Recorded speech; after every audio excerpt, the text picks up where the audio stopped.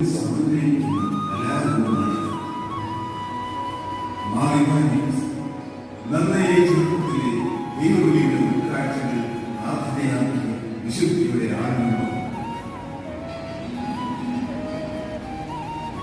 ദൈവസമ്പാദനത്തിന് വേണ്ടിയുള്ള പ്രയാണം നിശ്ചയദാർഢ്യത്തോടെ ആരംഭിക്കുന്നത് 1913 മുതൽ 1918 വരെ കൽക്കത്തയിലെ സദാമുറിയിൽ പ്രൊഫസറായി ജോലി ചെയ്യുന്നതിനിടയിലാണ്.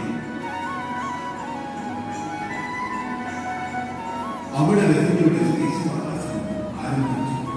എന്നാൽ വിശുദ്ധിയിലേക്കുള്ള പ്രയാണം ഇനിയും ഏറെ ദൂരം പോകണമെന്ന് മനസ്സിലാക്കി സദാമുറി